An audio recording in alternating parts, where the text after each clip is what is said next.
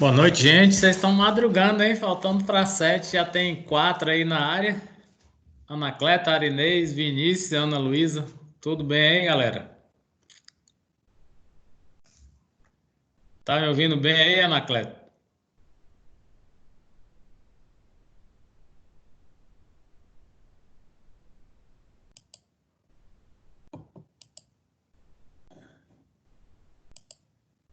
Alô, tá me ouvindo bem, Anacleta?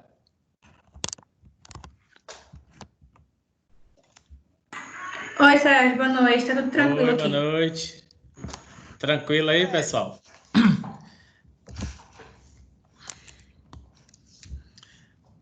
7 em ponto, eu deito falação aqui.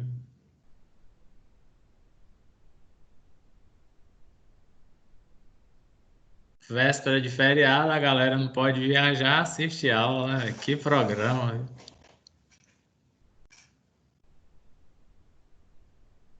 Ô, Sérgio, cadê as provas? Ah, vou imprimir para entregar, viu? Vou publicar o resultado amanhã. É porque eu aguardei, tô aguardando até hoje às 23h59, para ver se Maxwell me envia. Eu tô estranhando, ele não mandou nada, não sei o que está acontecendo com ele, que ele é um cara tão assíduo, mas já corrigi boa parte delas. Amanhã eu publico o resultado, até umas 10 horas vocês podem conferir, foi tranquilo. Aí eu aguardei até hoje, assim, tô aguardando, né, para ver, não sei se vocês têm contato com ele. Perguntem, por favor, se ele enviou, se extraviou alguma coisa, que eu tô estranhando não ter chegado até o meu e-mail. Olhei no corporativo também, não achei e tal. Enfim. Vamos lá, né, gente? 19 horas, vamos a pontualidade britânica.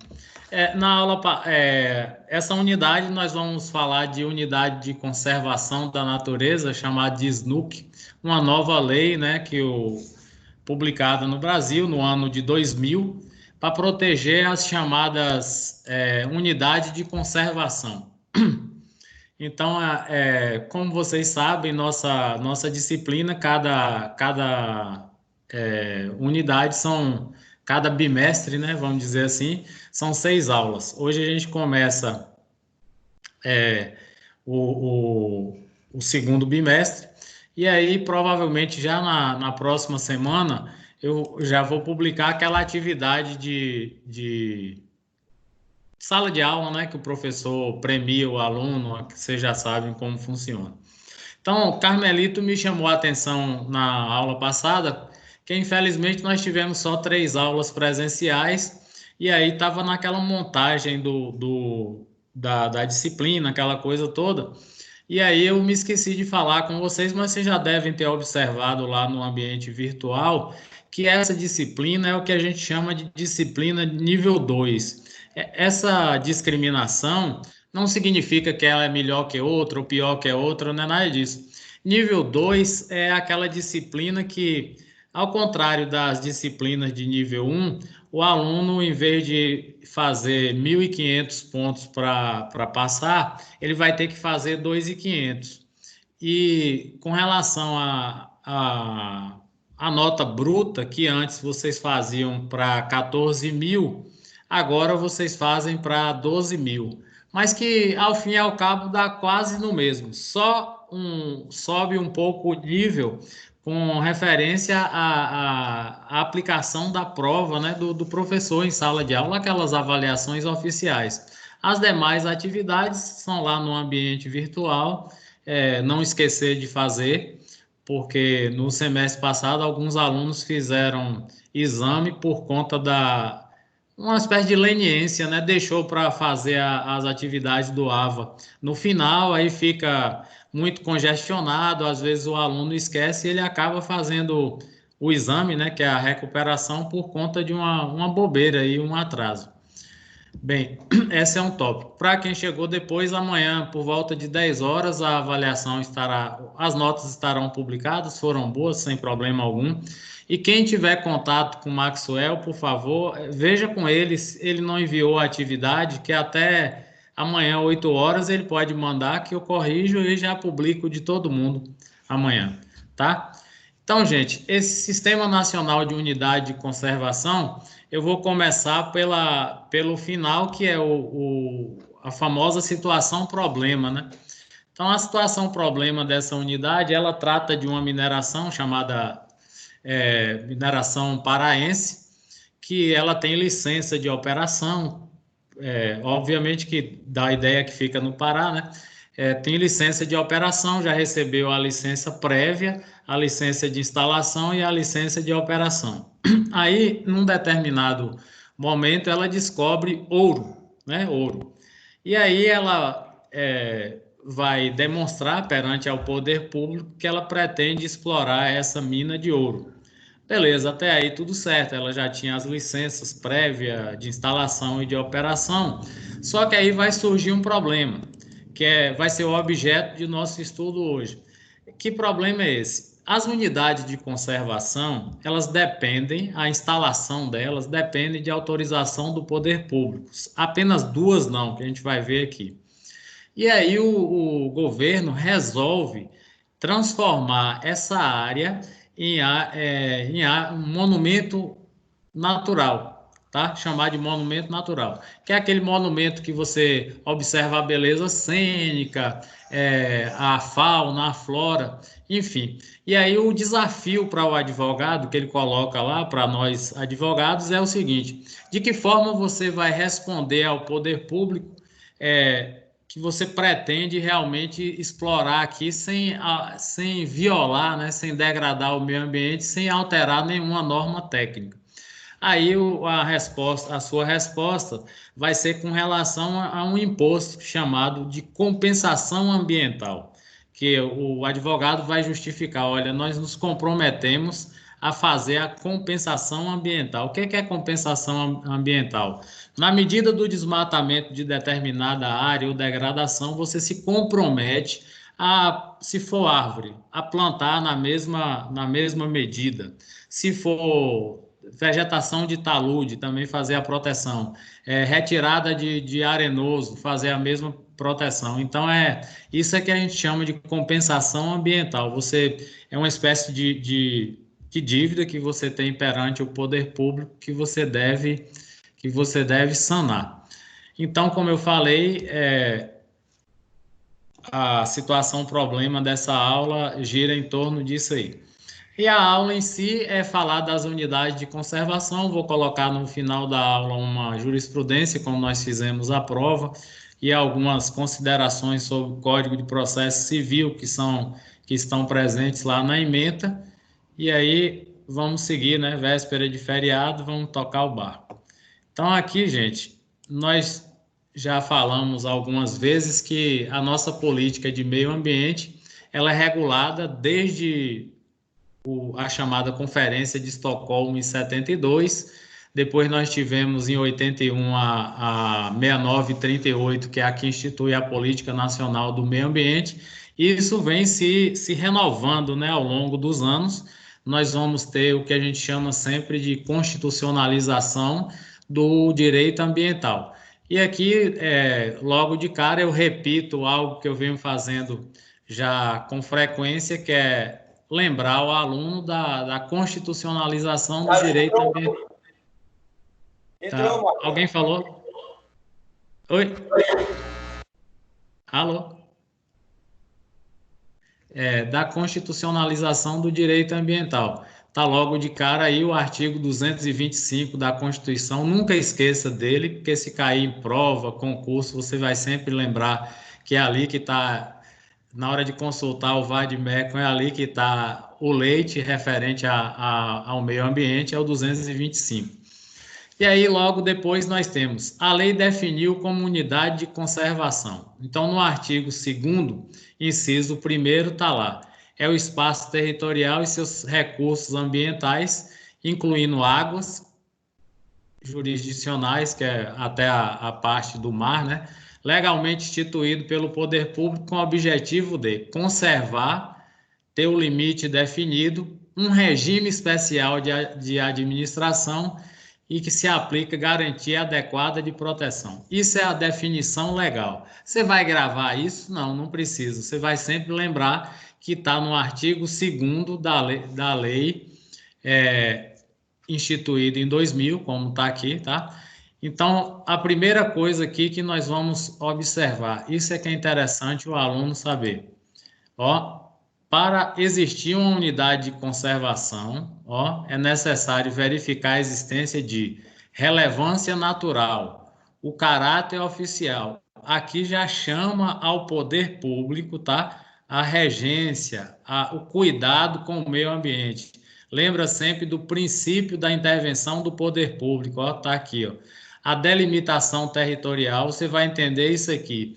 Até para você aumentar uma reserva, uma unidade de conservação, você precisa de fazer audiência pública, consulta pública. Só tem 2 casos que não. Então, é isso aqui que se cobra em concurso, que cobra muito na OAB. Então, lembra bem logo disso, ó.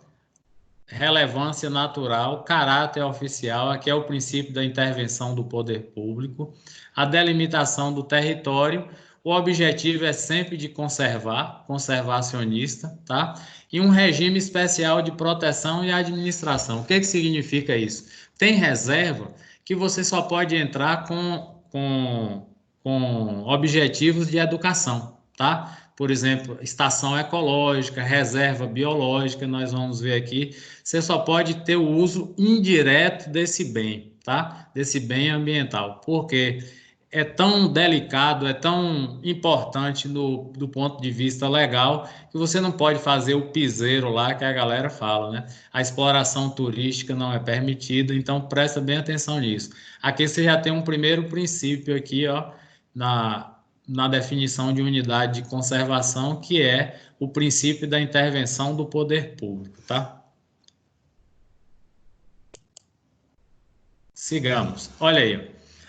Você tem 2 tipos de unidade de conservação. Aquelas que nós chamamos de proteção integral e aquelas de uso sustentável. A de proteção integral são aquelas que eu me referi como mais delicadas, que demandam um maior cuidado do poder público, tá?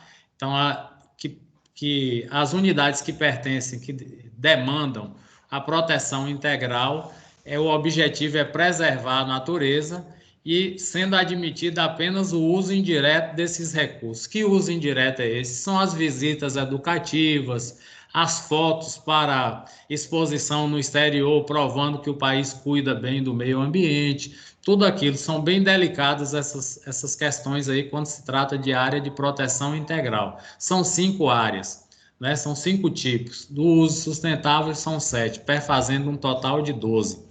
Ah, preciso gravar o nome disso? Não, gente. Você precisa saber só isso aqui, que é a área de proteção integral. O uso é apenas indireto. Não pode ter, de maneira alguma, a exploração comercial, tá?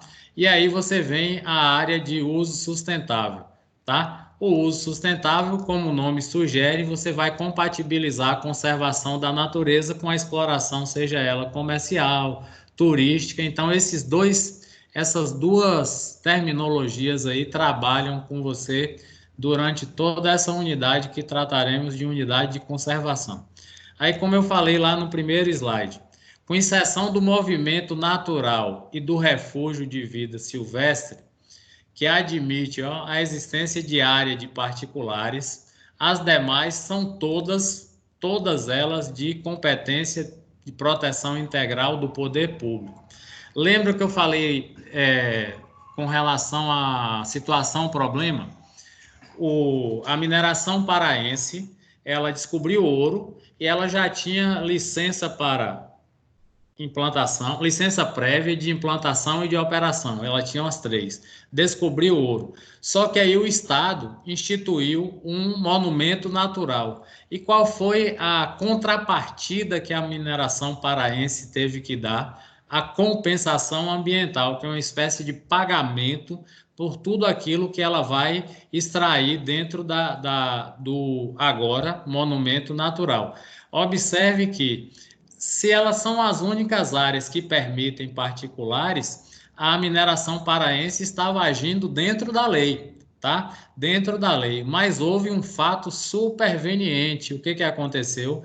O município e o estado instituiu aqui um monumento natural. Então, aquela situação que a gente chama ali no direito do status quo ante, ela perdeu o seu significado. Agora você tem uma nova situação que você deve, mesmo tendo as licenças, você deve se comprometer com a chamada compensação ambiental. E o outro que permite o particular, o refúgio de vida silvestre. Você vê sempre aí pessoas que dedicam parte das suas fazendas para cuidar da vida selvagem, né? Proteção de aves, da fauna e da flora, enfim.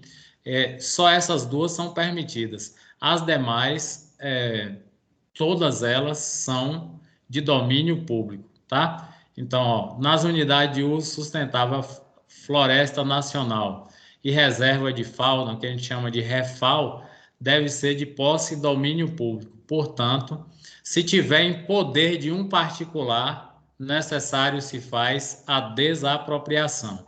E aí nós vamos ter aqui, quando é que você desapropria, tá? Você vai ter que pagar, né? Nós vamos ver um caso aqui parecido, em que o Estado, para desapropriar, ele vai ter que pagar. Aí vai abrir aquela controvérsia, paga com valor de mercado, paga pelo valor venal, aí tem jurisprudência para tudo que é lado, tá certo? Vocês sabem que a nossa profissão, o direito, é cheio de jurisprudência, né? Ontem mesmo aconteceu esse episódio aí no Supremo, até comentei com os colegas de vocês do primeiro semestre que nem é assunto, mas a prerrogativa do presidente foi violada, né, pelo Supremo. Então, se você. Isso aí atrapalha o que nós chamamos de segurança jurídica. O que a gente não quer para a gente também não quer para o outro. Então, desde a posse do Lula, quando o Gilmar Mendes negou, invadindo uma prerrogativa do presidente, isso virou moda. Isso não é bom para a segurança jurídica. Embora você tenha restrições ao nome do futuro diretor-geral, sabendo de antemão quais eram as reais intenções, ou pelo menos presumidas, do presidente da República, o Supremo não tinha direito de invadir essa prerrogativa. Enfim, mas com relação aqui ao nosso tópico do direito ambiental, você vai ter aqui várias jurisprudências. Oi, diga, irmão.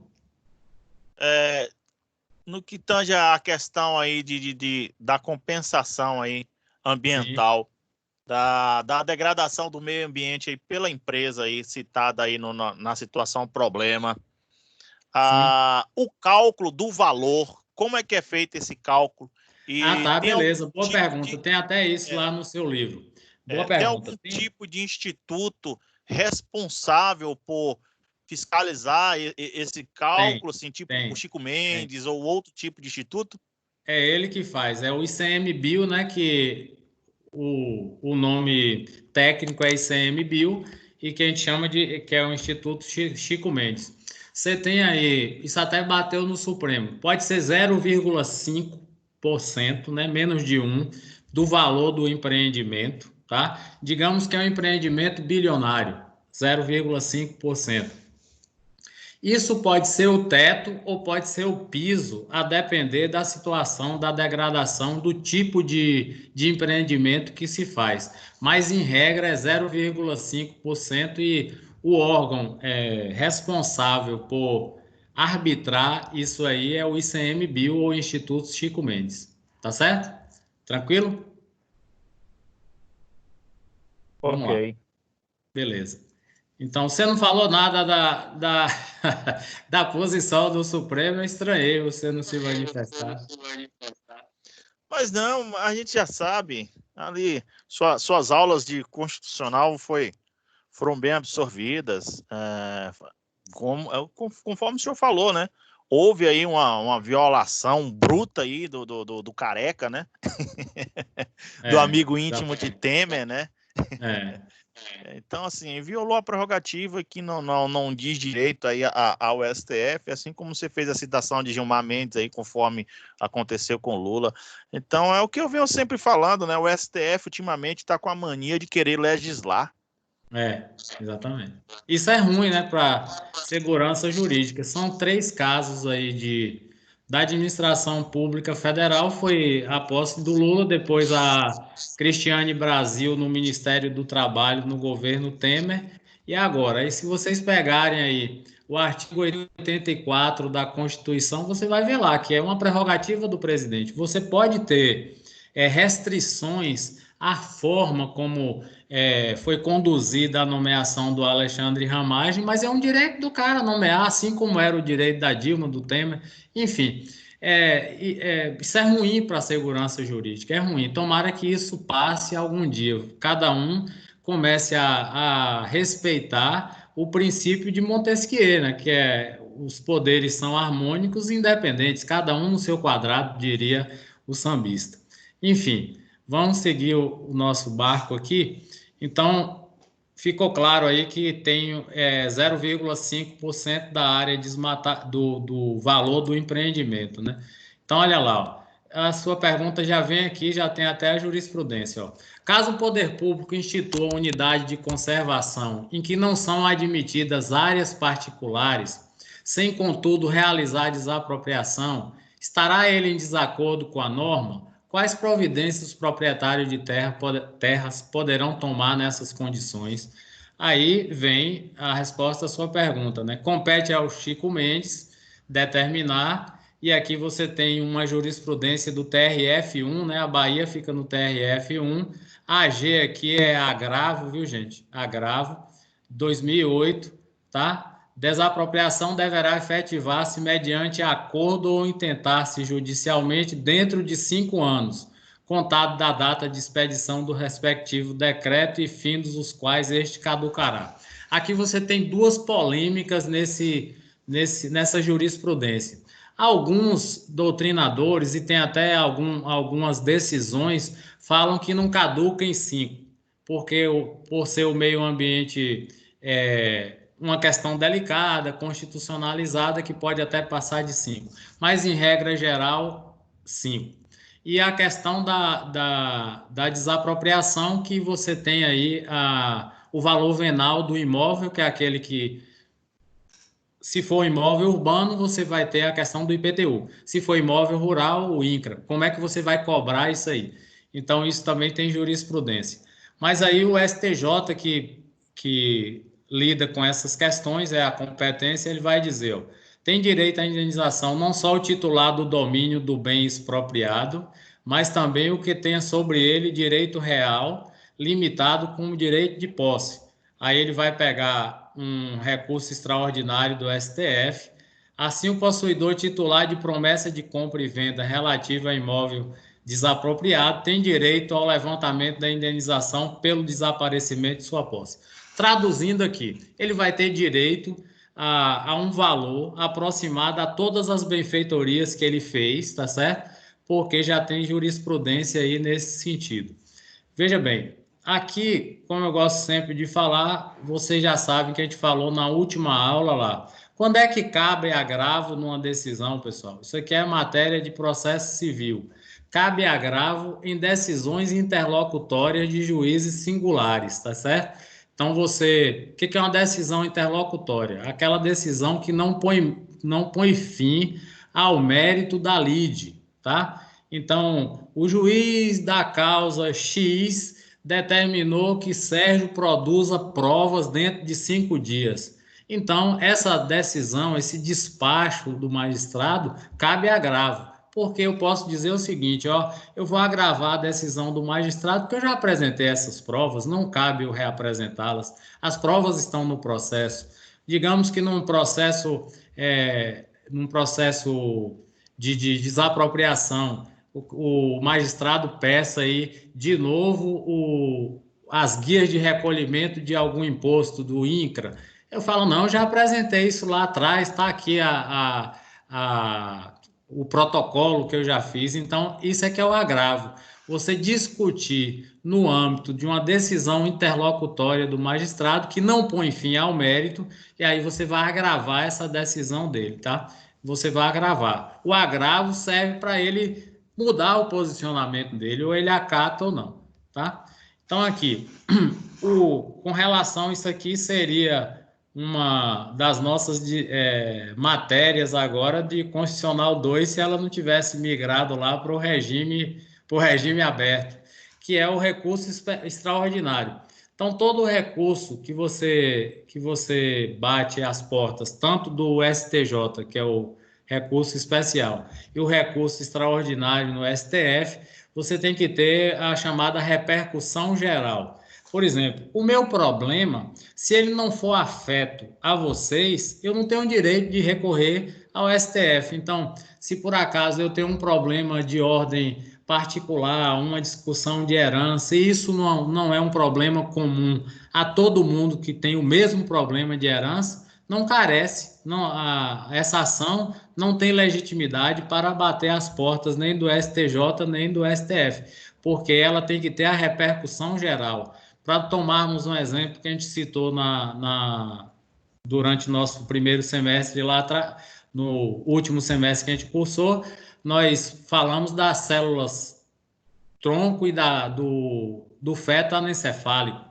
Então, aquilo tem repercussão geral, porque tem vários casos e afeta a população em geral. Então, você só pode manejar esses dois instrumentos aí, o RESP e o recurso extraordinário, que chamava antes de REX, mas tirou porque é nome de cachorro. Então, você só pode se tiver repercussão geral. Então, aqui teve repercussão geral porque você tem vários conflitos de terra pelo Brasil.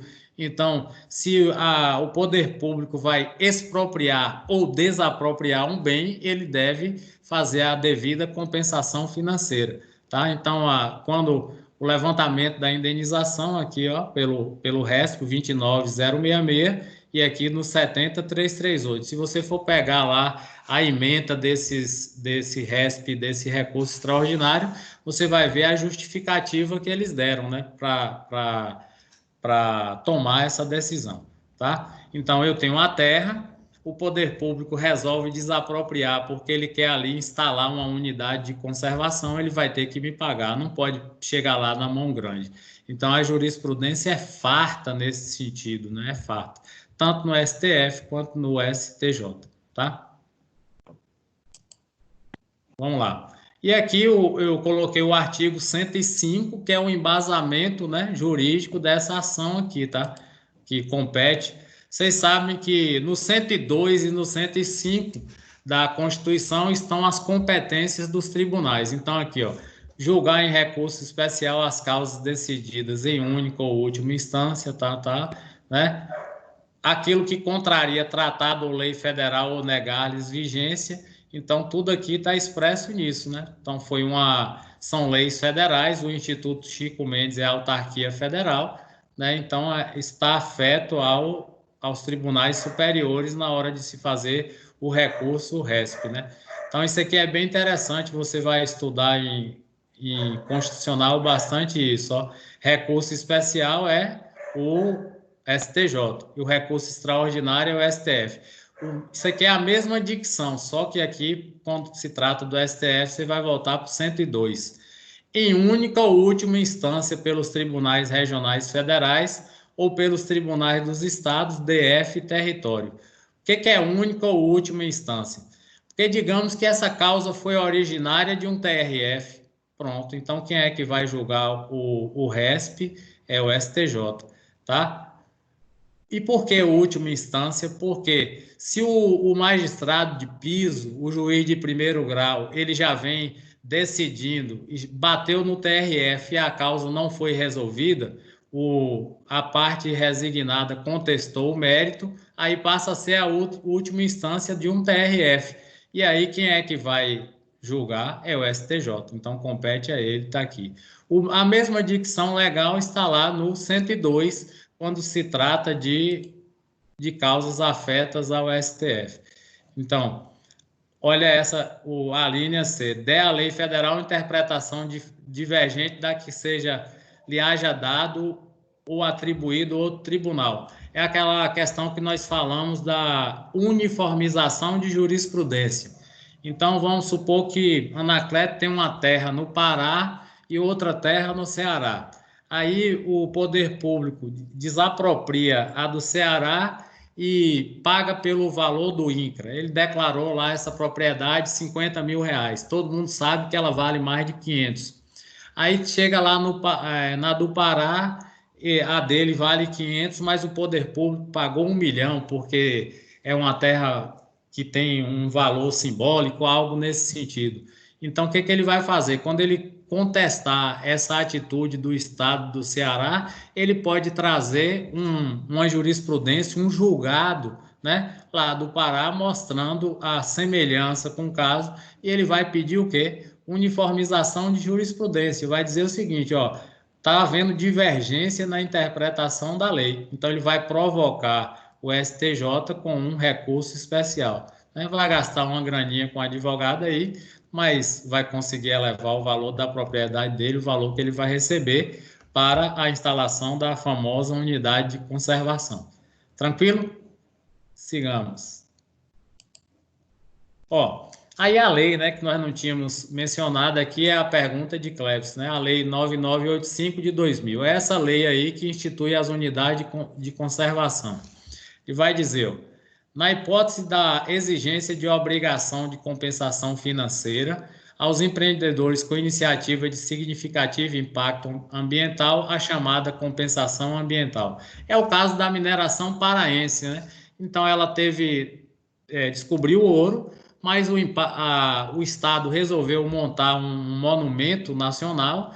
Então, ele vai ter que fazer uma compensação para que ele continue explorando lá, mesmo ele sendo detentor das licenças a prévia de instalação e de operação. Ele está operando normalmente. E aí, quem é que vai dizer que essa nova exploração do ouro vai causar um impacto ambiental? O estudo de impacto ambiental e o RIMA, né, relatório de impacto do meio ambiente, correto?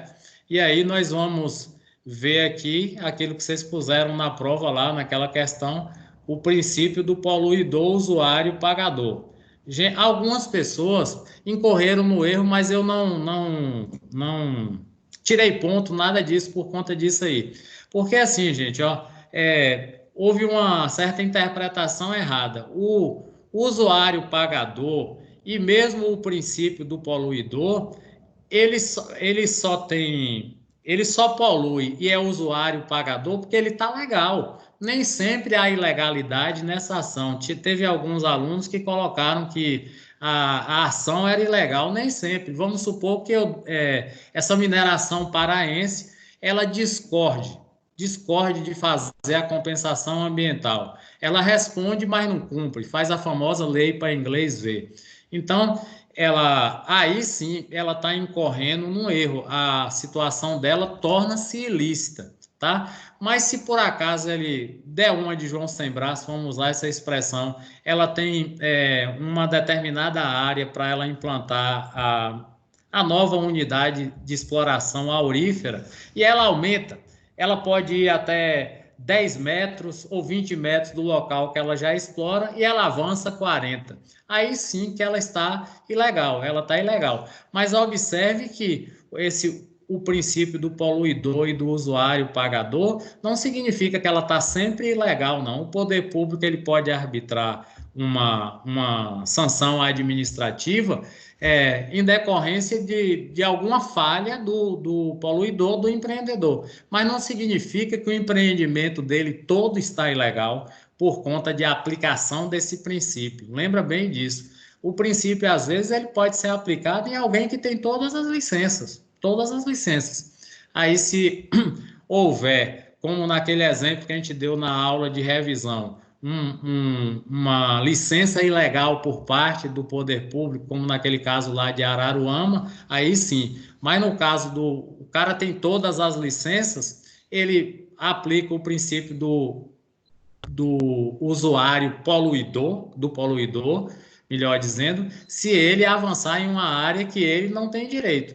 O usuário pagador é quando o poder público vai entender que ele está usufruindo demais e pagando de menos. É aquele exemplo que eu dei dos mananciais. Nós tínhamos aqui há algum tempo atrás, quando o Brumado não tinha crescido para esse lado aí das hortas, um veio, né? Um veio hídrico que descia lá da serra. Então, muita gente se beneficiava daquilo. Então, o poder público poderia instituir ali o princípio do usuário pagador. Você usa água de boa qualidade, o pessoal chamava água da serra e passa a te cobrar. Não significa que antes ele estava na ilegalidade, correto? Então, ele usava, não sabia, não tinha conhecimento, mas agora o poder público resolveu taxar. Esse é o princípio do usuário pagador. E o princípio do poluidor, sim, é quando ele avança numa licença que ele já tem, ele começa a poluir mais do que o acertado, mais do que o conformado através aqui, ó, do estudo de impacto ambiental e do relatório de impacto no meio ambiente. Fechou? Vamos lá. Beleza. Sobre a criação das unidades de conservação. Olha aqui, atenção nisso aqui, ó, gente. Questão de prova aí no futuro. Só pode ser realizada através de ato do poder público, precedida de estudo técnico. Estudo técnico esse é o EIA-RIMA, né? Estudo de impacto ambiental e relatório de impacto do meio ambiente e consulta pública, salvo no caso de estação ecológica ou reserva biológica, que a consulta pública é dispensada, tá? Essas duas, porque são tão importantes que tem que fazer logo, o poder público entendeu assim. Então, a estação ecológica, ela tem como objetivo preservar a natureza e pesquisa científica, tá? Então, esse artigo 9º caput. Preservação da natureza, pesquisa científica. Reserva biológica, preservação integral da biota ou bioma, né? Tá?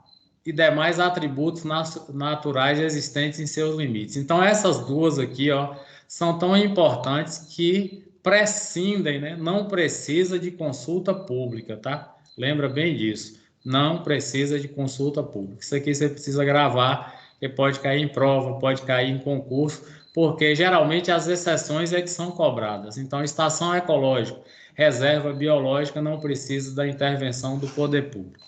Tranquilo? Favorável? Vamos lá. O STF, no julgamento do mandado de segurança 25.347, olha aqui um caso interessante, de 17/2/2010, portanto, bem próximo da lei aqui, ó. A consulta pública, que não tem natureza de plebiscito, né, não é um plebiscito, é uma consulta para colher informação de técnicos, especialistas em meio ambiente, a população ribeirinha, se for próxima do rio, a população nativa, se for afetar a área indígena, tudo isso vai colher a opinião de todo mundo para saber em que pé o poder público pode atuar, de que maneira ele pode atuar. Então, a consulta pública visa subsidiar a definição do local, do tamanho e do limite mais adequado da instituição dessas unidades de conservação. Então, essa natureza plebiscitária aqui difere daquele plebiscito que nós conhecemos, que é uma consulta à população e que vai ter um valor até legal. Aqui é uma consulta meramente protocolar, porque digamos que 5 ou 6 entes estejam envolvidos nessa consulta pública e 1 ou 2 discordam, a maioria vai vencer. E quando o poder público ele faz essa consulta, ele está querendo nada mais do que uma corroboração, né? Uma certeza que ele está fazendo a coisa certa, tá? Então, para a unidade de conservação, sendo facultativo quando tratar de reserva biológica ou estação ecológica, que é aqueles 2 casos que nós mencionamos aqui, ó. Então, ele só consulta nesses casos. Mas nós vamos ver aqui que, como a gente começou a falar de STF, vai ter um problema aqui, que na hora do aumento da área limítrofe de uma unidade de conservação, aí o STF entendeu que é necessário uma consulta pública, tá? Uma consulta pública. Mas, em regra, tá? Ó, consulta pública não é necessário nem para estação ecológica, nem reserva biológica, tá certo? Não é necessário. Não há ilegalidade em criar mais de um tipo de unidade de conservação a partir de um único processo administrativo. Então, eu quero criar 3 unidades de conservação no mesmo procedimento. Eu escolho ali Sapé, próximo a Magnesita e a Serra, e um só eu faço, tá? Então, o mandado de segurança, todo mundo está lembrado quais são os pré-requisitos dele, não é isso, gente? Então, vamos lá, que é ele é uma ação subsidiária, né? Em que não foi atacado ainda por habeas corpus ou habeas data, e o direito tem que ser líquido e certo. Então, a concessão da segurança também não significa fim à lide, não é uma resolução de mérito. Essa concessão da segurança, posteriormente, pode ser julgada contrária, né? O mesmo magistrado que deu, entender que ele deu a segurança de forma errada ou equivocada, e a decisão dele ser completamente diferente do que a concessão do mandado de segurança. Então, vamos lá. Após a criação, ela pode sofrer alteração em seus limites. É agora que vem aquela jurisprudência que eu lhes falei. Enquanto para ampliar, sem modificar os limites, salvo do próprio acréscimo, a lei permite a realização por ato normativo, tá? Por ato normativo. Mas você vai ver que lá na frente o STF vai discordar disso. Então, por enquanto, o poder público pode agir apenas com ato administrativo no mesmo nível hierárquico. Então, se eu criei aqui, isso aqui é a noção de administração, direito administrativo. Se eu criei uma reserva, uma área de conservação, uma unidade de conservação, através de uma lei, é uma lei que vai aumentar, reduzir ou extinguir essa unidade de conservação. Se eu criei através de um decreto, é um decreto que vai aumentar, diminuir ou extinguir. Se foi através de uma medida provisória, eu estou dando exemplos assim aleatórios, tá? Porque a gente tem que ver qual é o objeto de medida provisória, se cabe.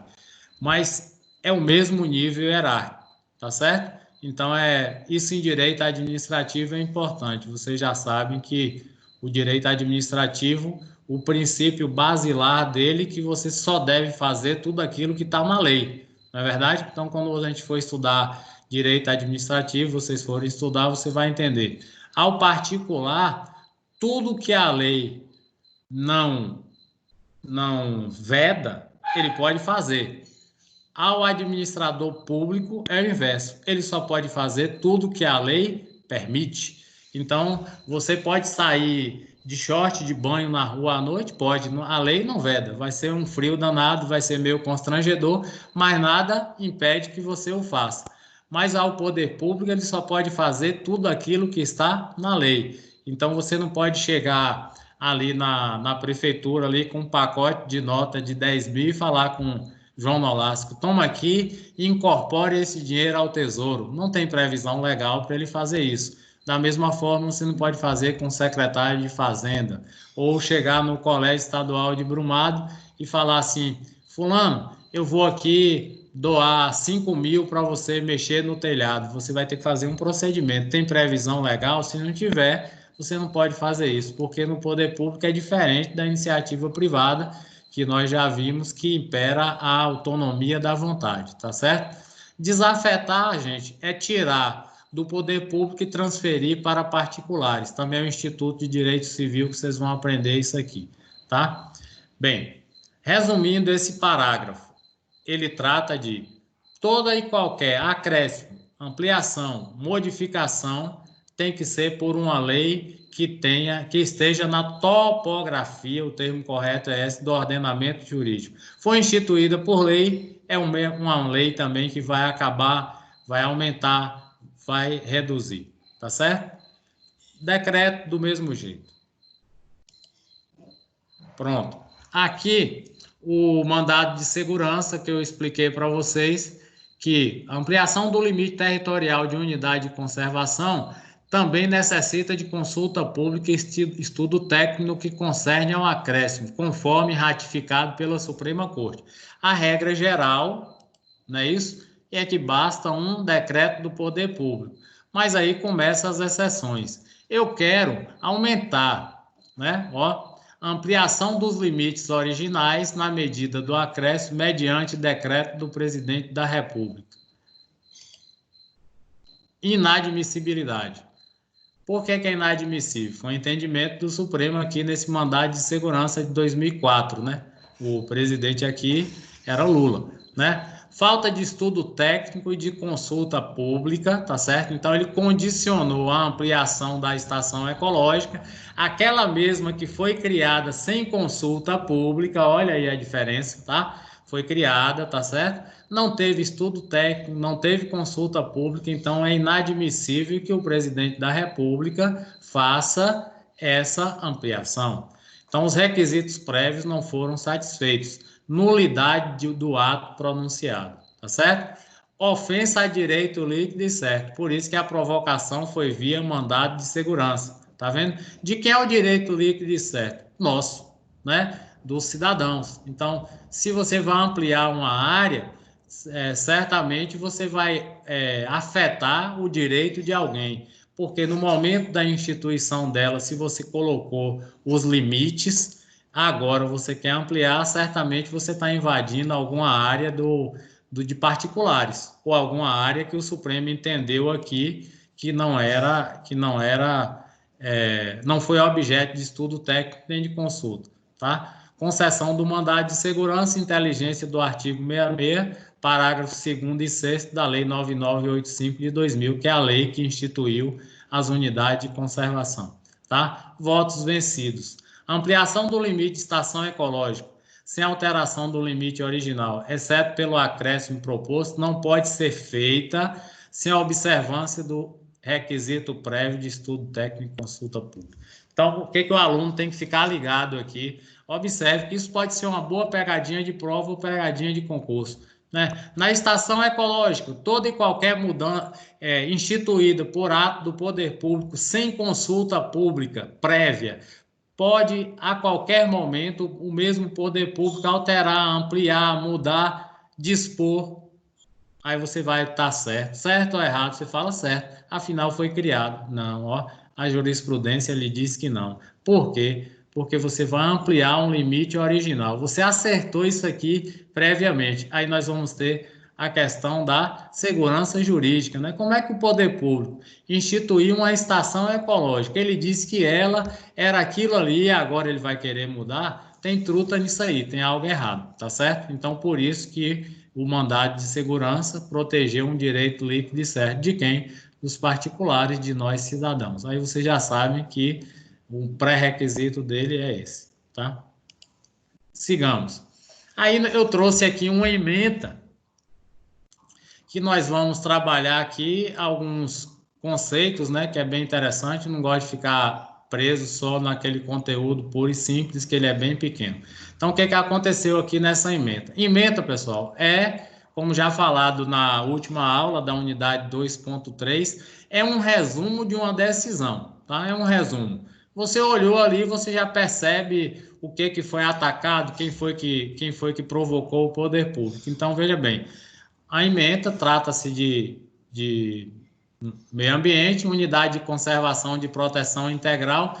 Lembra que eu falei lá atrás? Você tem 12 tipos de unidade de conservação. 5 delas são integrais, né? Então, é aquelas que são mais delicadas, né? Estação ecológica, tudo aquilo. Você precisa gravar o nome delas? Não. Você precisa saber que a área de proteção integral é aquela mais delicada e que o particular só pode fazer uso indireto dela, tá? Indireto. Já aquelas outras unidades de conservação você pode fazer com concordância do poder público uma exploração comercial, desde quando você faça a famosa compensação ambiental.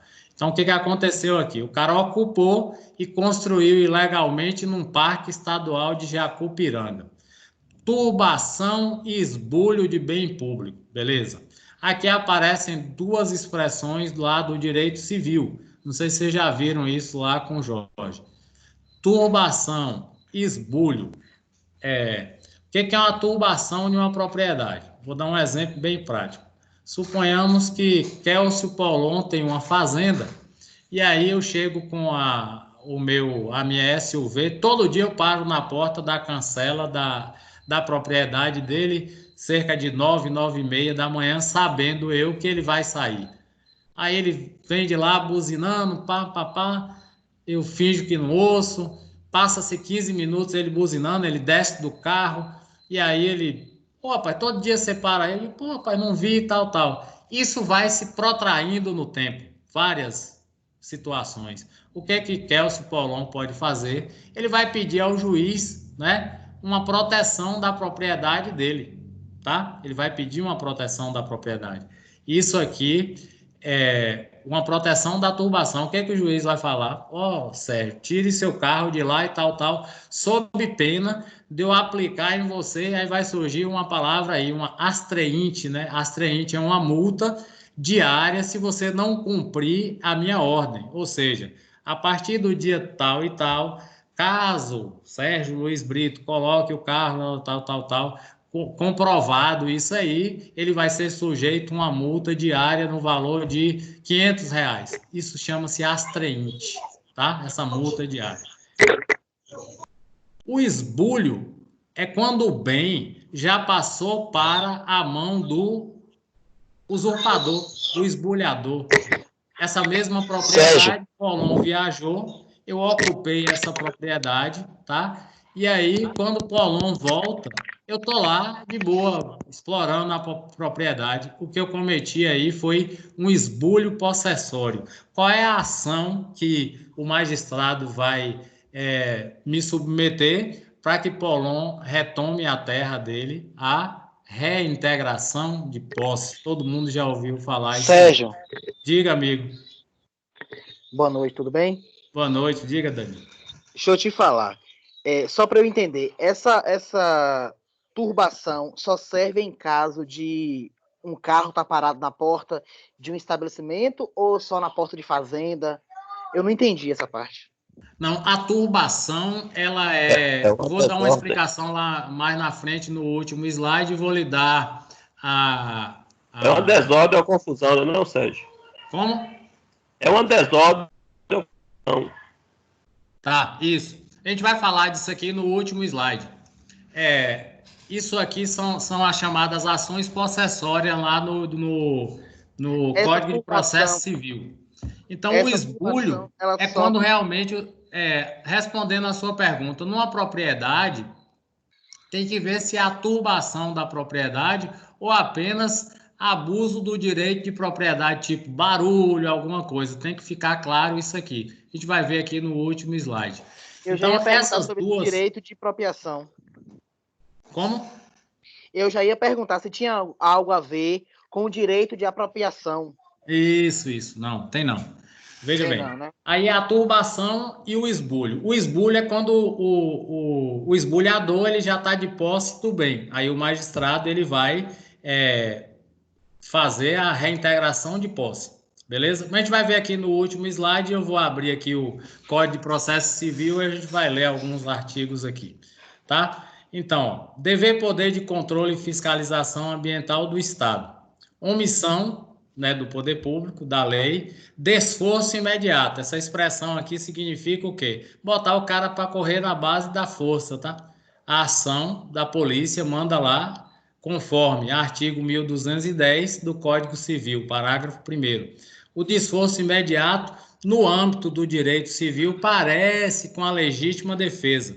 É um direito seu de convocar o poder público para pôr para fora o esbulhador, tá certo? Então, o que isso aqui tem a ver com o direito ambiental? O cara ocupou e construiu num local ilegal. Então, o poder público tem direito a botar o cara para correr. É o direito de polícia, o dever poder do poder público exercer isso aí. E aí ele fundamentou, né, no Código Civil, tá? Na Política Nacional do Meio Ambiente e a aplicação do conceito de poluidor, porque o cara chegou lá ilegalmente, tá? Aqui sim entra o conceito de usuário, né? Do usuário poluidor. Responsabilidade civil do Estado de natureza solidária, objetiva. Então, no direito ambiental, a responsabilidade civil é sempre objetiva. Teve o dano, não há que se procurar se tem dolo ou culpa. A responsabilidade é objetiva. ilimitado de execução subsidiária. O que é isso aqui? O cara que entrou, ele vai responder, né, ao lado do Estado como litisconsorte facultativo. Então, o que é litisconsórcio? Ele está previsto lá no artigo 113 do Código de Processo Civil. O que é isso? É o chamamento do cidadão à lide. Nesse caso aí, Danilo, o cara está te atrapalhando lá na sua propriedade. Aí você colocou ele na justiça, mas não tem só ele, tem um outro, são dois. Então, o outro vai ser o litisconsorte. Você pode chamar os dois à lide, não só um, tá? Lembra bem, litis, né? É de lide, né? Consórcio é o quê? De associação. Então, você vai chamar os dois à lide. Por que litisconsórcio facultativo? Porque aqui a responsabilidade é do poder público. Ele agora pode pegar e cobrar do cara que invadiu aqui o Parque Estadual de Jacupiranga, né? A exploração que ele fez, tá certo? Então, aqui eu trago uma definição de litisconsórcio. Ocorre quando duas ou mais pessoas atuam no mesmo polo do processo. Pode ser no polo ativo ou no polo passivo. Quer como réu, quer como autor, na defesa de então, interesses. Então, litis é a partir de duas pessoas. Isso. Tá? O litisconsórcio facultativo ocorre quando há opção entre formá-lo ou não. Está lá no 113. Você pode assumir sozinho a obrigação, não querer que o litisconsorte participe, né? Você pode assumir sozinho, tá? No litisconsórcio facultativo pode ser unitário, quando a solução da lei deve ser igual para todos, ou simples, quando não se exigir que o resultado seja idêntico para todos os envolvidos. Isso acontece muito com aluguel. Eu te alugo uma propriedade, eu aluguei para você, você vai e realoca o imóvel. E aí o cara não te paga, nem você não paga você e você também não me paga. Eu posso fazer um chamamento à lide, né? Chamar os dois para a causa, tá certo? Claro que ele vai ter a defesa dele lá e falar: meu problema é com o Danilo, não é com você. Enfim, isso pode ocorrer aí, isso está lá no 113 do CPC. Então, pessoal, aqui observe. Aqui é o princípio de intervenção do poder público, tá? De quem é a obrigação de proteger o patrimônio público é do poder público. Então, a turbação, eu vou trazer aqui a definição dela, quando é que ela se aplica, e aqui a base legal dela. Reintegração de posse é quando há o esbulho. O cara tomou na mão grande e o juiz vai mandar reintegrar a posse. A manutenção da posse é que é a turbação. O cara está atrapalhando que você permaneça no seu imóvel, sua fazenda, na sua chácara. Você aí vai pedir a intervenção do poder público. E tem o interdito proibitório, que é quando tem apenas ameaça. O cara fala: um dia eu vou lá ocupar a sua propriedade, vou fazer isso, vou fazer aquilo. Então, você pode pedir o interdito proibitório na questão da ameaça. A base legal para tudo isso está aqui no 554 a 568 do Código de Processo Civil, né, de 2015, que é o mais novo. Então, você pode estar vendo aqui que o direito ambiental dialoga, né, com outras áreas do direito aqui. Você tem todas essas situações que você pode manejar ações em vários âmbitos, não só no âmbito ambiental. Diga lá, Sérgio. Oi. Deixa eu te perguntar. Você deu o exemplo aí de eu locar, por exemplo, uma propriedade e eu fazer a relocação, né? Sim. Essa relocação, ela entraria no caso, como é que eu vou explicar? Como se fosse arrendado?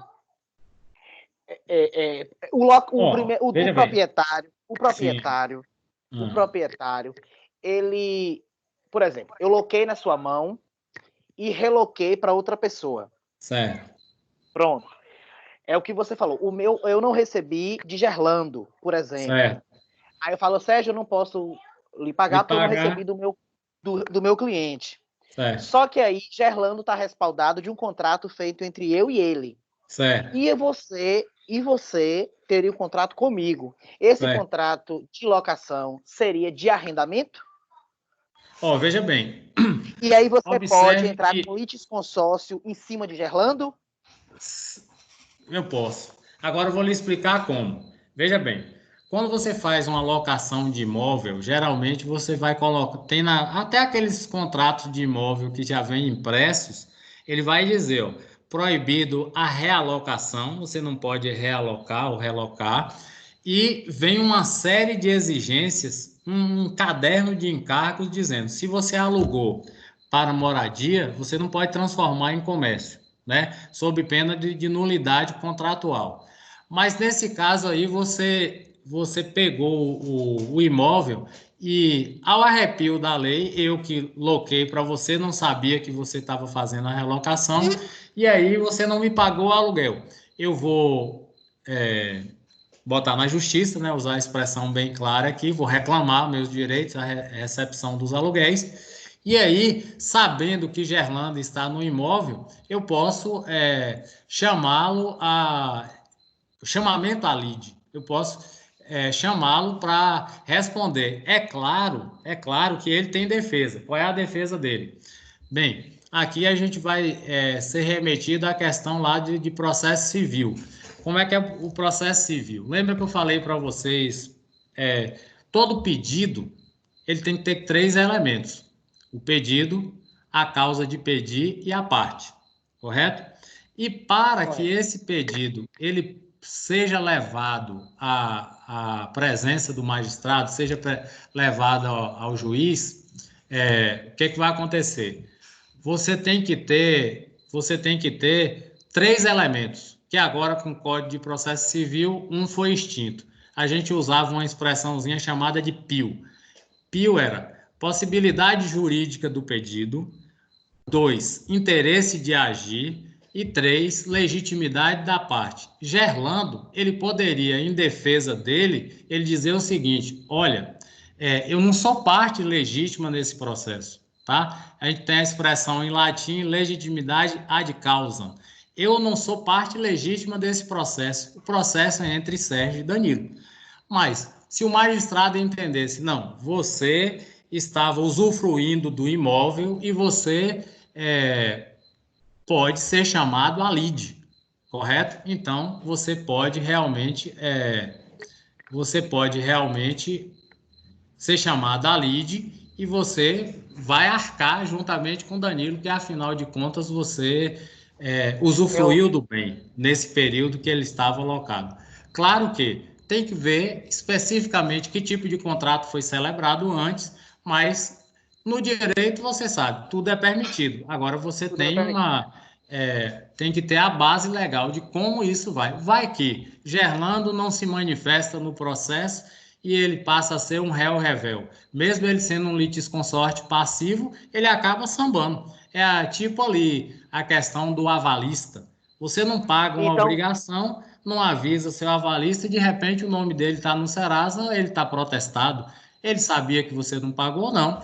Mas no momento em que ele assumiu a condição de avalista, ele já estava previamente ciente de que isso poderia vir a acontecer. Então, ele passa a ser... Então, tudo vai depender do meritíssimo, no caso do magistrado, e do contrato que foi firmado entre locador e locatário.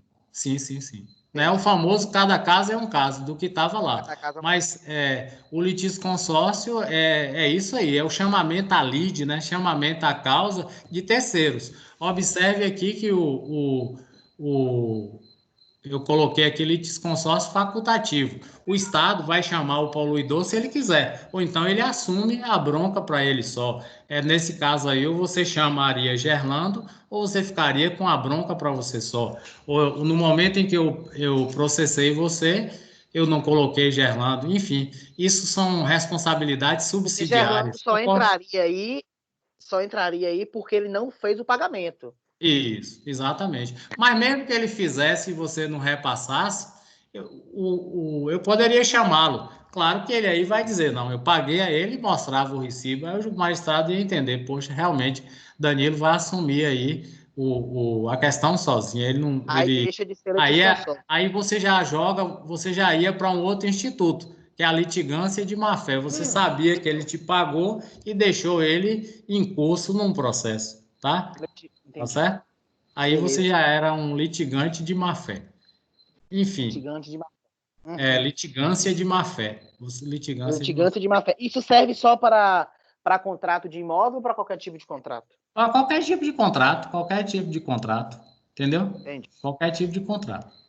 Aí, pessoal, então aqui, como eu falei para vocês, esses diplomas legais, eles estão aí, esses artigos, no Código de Processo Civil, do 554 a 568. Ali está a reintegração de posse, que a gente ouve muito, a manutenção da posse, o interdito proibitório. Não sei se vocês já deram isso lá com o Joy. Emissão na posse. Todo mundo pensa que é emissão na posse. É emissão com I mesmo, que é quando o juiz dá a reintegração de posse e a ordem para o cara adentrar na posse. Isso é emitir na posse, né? Uma expressão aí meio que muito advogado erra. O cara bota lá emitir na posse. Não é emitir na posse, é emitir, entrar na posse. Entendeu? Tranquilo? Entendi. Tranquilo. Teve um Beleza, monte galera? Alguma dúvida mais aí? Diga aí, Carmelito. Você que é um homem do fórum. Tô falando, fizemos um bocado agora de emissão de posse para passar essa linha de transmissão. Ah, tá. Teve um caso lá no fórum, foi? Não, vários, tava ele falar. Ah, tá, tem vários aí. Tem bandido fez a fazenda de Pompom que o senhor falou aí, Sérgio. A Coelba entrou com a linha de transmissão, vai cortando daí até aqui. Tem mais propriedades que foi feito. Ah, tá. Você lembra que teve um caso semelhante que a gente falou na aula passada, não foi que o cara pediu que a linha de transmissão e os postes saíssem de frente da propriedade dele, e aí ele é que estava invadindo terreno público, né? Isso acontece muito. Carmelito deve saber aí desse termo que muitos agentes da justiça erram, né? Quando o juiz manda reintegrar a posse, o cidadão que recebe essa ordem, ele vai emitir na posse, né? IMITIR. Aí muito cara bota lá, advogado redige, emitir na posse. Pô, velho, você não está emitindo nada, você está emitindo, tomando posse de. Tá certo, pessoal? Tá certinho. Valeu. Nesse caso, Sérgio, quando a torre, esporte, tomando espaço na minha propriedade, por exemplo, eu tenho um terreno e a antena da Oi ou de internet está tomando, foi instalado dentro do meu terreno. Pode ser feito um acordo para permanecer lá, porque por causa da localização, precisa estar ali por conta do sinal. Eu pode fazer um acordo, eu receber um valor por mês, isso é legal? Ou eles têm que, eu não aceito e eles têm que, por lei, por obrigação, tirar? Ah, tá. Eles fazem uma avaliação, né, Sérgio? Faz uma avaliação. Por mês eu nunca vi.